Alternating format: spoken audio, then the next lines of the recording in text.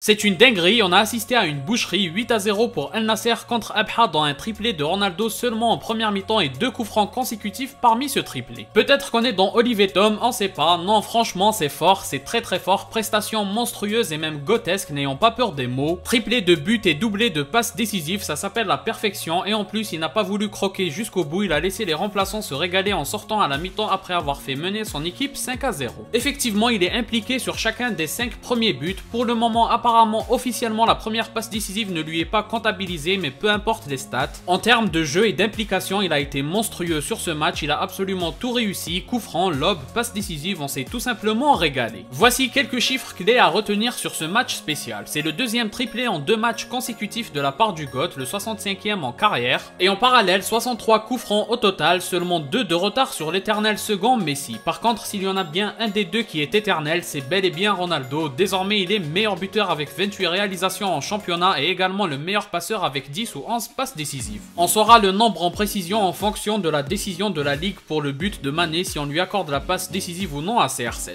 Sincèrement, que peut-on dire après une telle performance si ce n'est qu'il est tout simplement éternel? Réaliser ça à 39 ans, je n'ai tout simplement pas les mots. Et détrompez-vous, si le match paraît aussi facile, c'est parce que Ronaldo l'a débloqué avec 2 coups francs. D'abord le premier en puissance puisqu'il était quasiment dans les 18 mètres. Certes, le gardien fait peut-être une erreur, mais en même temps ça va très vite sur une courte distance. Et ensuite le deuxième, c'est parfait et même beau à voir, mais à la fois Ronaldo a de la réussite parce que le défenseur sur le mur fait absolument n'importe quoi. Il a pris une sorte d'élan et a fait un saut au lieu de tout simplement sauter sur place. Résultat, le ballon passe au travers du mur et le gardien étant masqué ne peut pas intervenir. C'est à ce moment-là qu'on a compris qu'on allait assister à une nouvelle masterclass du GOAT. Pour les détracteurs, bien sûr que ce n'était pas aussi facile. Par exemple, le gardien adverse, il jouait à l'AC Milan la saison dernière. Et le club en face, Abha, se battait pour la non-relégation, donc il y avait de l'enjeu et c'est pourquoi aussi ils ont abandonné à un moment. Enfin bref, après ces 2 merveilles sur coup franc, il y a cette passe décisive non comptabilisée. Il est vrai que sans la déviation du gardien, Mané ne marque pas. Mais pour ma part, je la compterai, c'est une passe déviée mais ça reste une passe quand même et l'aspect décisif ne se discute même pas. Juste avant la mi-temps, alors qu'on pensait que ça allait se terminer à 3-0, on a droit à un merveilleux lob de CR7, il ne se pose pas de questions, il voit le gardien avancer et il le tente directement. Malheureusement, le dosage n'était pas parfait non plus, mais heureusement il est quand même réussi. Le gardien a dévié le ballon mais ce n'était pas suffisant pour empêcher le but du GOAT. Et enfin, à peine 2 minutes plus tard, Ronaldo est encore impliqué avec une passe décisive pour le 5e but. C'est suite à une récupération juste après l'engagement, le jeu collectif est juste parfait. CR7 est servi dans la profondeur par Mané mais il préfère jouer la passe décisive plutôt que de tenter un but. Au final, tant mieux puisque ça termine au fond des filets et puis un triplé de but c'est déjà plus que suffisant. La mauvaise nouvelle c'est que niveau classement ça ne change pas grand chose, même si les remplaçants ont fait du bon travail en marquant 3 autres buts en deuxième mi-temps. El Hilal s'est aussi facilement imposé. La distance reste la même et à chaque journée de championnat, l'espoir se consume si certains en ont encore. Personnellement, je comprends que CR7 ait été remplacé. On est sur une période où 4 matchs voire plus vont s'enchaîner tous les 3 jours. C'est important de le reposer, d'autant plus que le seul véritable objectif restant cette saison c'est l'Euro 2024. Par contre, j'aurais aimé que Teles et Otavio sortent également. En tout cas, le match a été tellement dominé qu'il est inutile d'aller dans les détails dans le débrief. C'était un massacre. Je noterai seulement qu'Ayman Yahya a été puni pour sa mauvaise prestation du dernier match. Et ce qui est plutôt rassurant, c'est que son remplaçant a fait de l'excellent travail. A noter aussi, et je pense que vous l'avez remarqué, le travail de Luis Castro est remarquable sur ce genre de match. On voit qu'il cherche à produire un jeu digne des meilleurs clubs du monde. Malheureusement, pour le moment, ça paye surtout contre les plus faibles, ça fonctionne moins quand l'adversité est plutôt costaud. Ce qui est sûr, c'est que son futur à El Nasser dépend de la prestation en demi-finale de Supercoupe face à El Hilal qui est à venir. Pour conclure avec ce qui compte, on s'est régalé, le GOAT continue de nous impressionner et de répondre présent, cela suffit personnellement à mon bonheur. Comme d'habitude, si vous avez aimé, laissez un like et abonnez-vous pour ne rien rater, partagez aussi la vidéo pour me soutenir. Moi je vous dis à la prochaine, portez-vous bien.